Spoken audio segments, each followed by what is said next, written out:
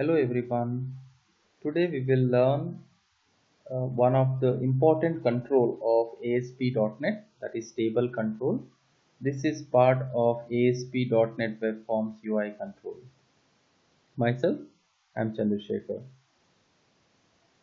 So ASP.NET has got a table control which is very important control which is used to organize the content properly and to show the output of a table or the output of some database or some information in a structured manner. ASP.NET Table Web Server Control displays a table on the web page. We can also add, remove, or create some cells within this table control programmatically. Also, table rows and table cells web controls allows us to display the content from the table, and you can also place other different controls within this table control cells. We will also see in the practicals some of the events and properties, how we can change it, or how the appearance can be, or behavior and style can be modified for this table control. Now I'll jump into the Visual Studio and I'll show you how to create and use table control. And I'm taking one web form. Okay, so this is an empty web form where we have got this is called default 2, and I have got another default, so which I'm going to delete, and I'm going to set this as starter page. Now you have got an empty web form. Okay, and to get a table control, you have to go to the standards in the toolbox in the left hand side, and all the way go down, and you will see the table control.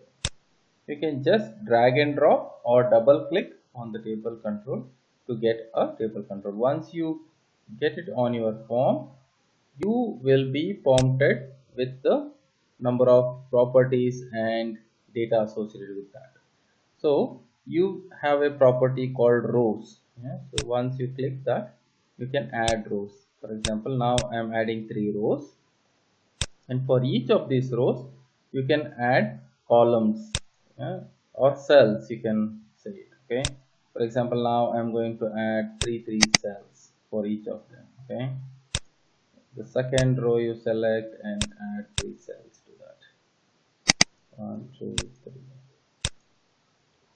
And for third cell, let's also add 3 cells.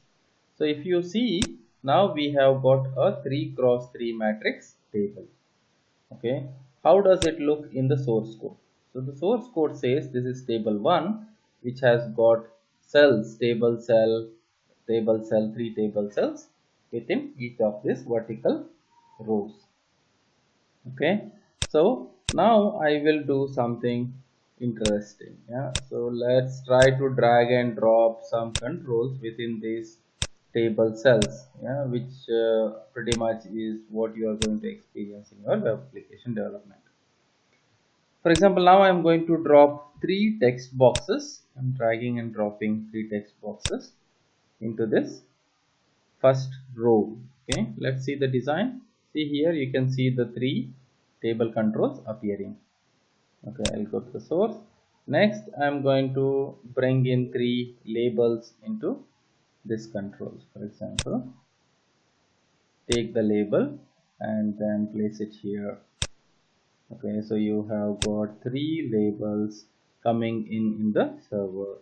Similarly, we can add other controls here. For example, let's add 3 buttons. Okay, into these cells. Okay, I've added 3 buttons.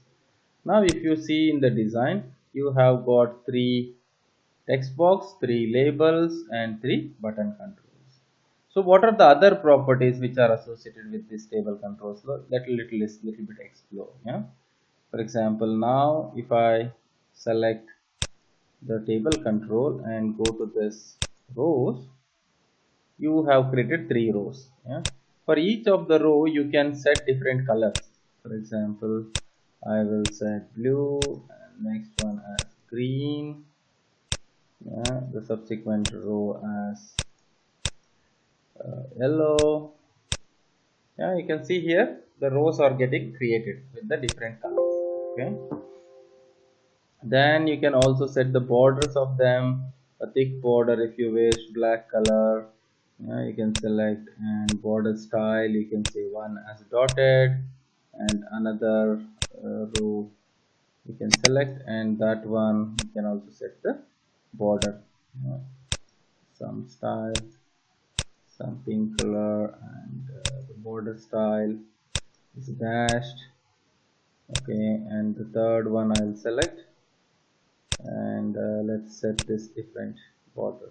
Okay, dotted border. So for 0th, let's see some border grow. Okay, so you have got different colors and different borders. So similarly, you can also set some of the properties for each of this cell. For example, one cell I will set the color to, this is just to identify. Okay, so you should be able to identify this. So I made it as red, and for another cell I made it as some dark blue or dark pink color. Okay, so let's see now what has happened. So if I run this application, then you will see a table like this. What are the other things which you can do with the table control? So whole table control, you can set the background color. So the background color for the whole table, so this has become the background color. This you can also similarly set the URL for that, or the border style. Suppose if you want a border style as a dotted, you can set, you can see the dotted border style for this table. Width and height you can set it out. Cell padding you can do. Font, how much font it has to display, that you can set. For color you can set it out. So the other properties or tooltips. So this is also one important aspect. So for example, this is table 1. The tooltip name is table 1. So this will show, and height, width you can adjust. And for example, if you wanted to set different tooltips for different portions, you can also do that. For example, let's do one more tooltip for the row 2. I'm setting the tooltip as row 2. Okay, now let's run this application and see how does it behave.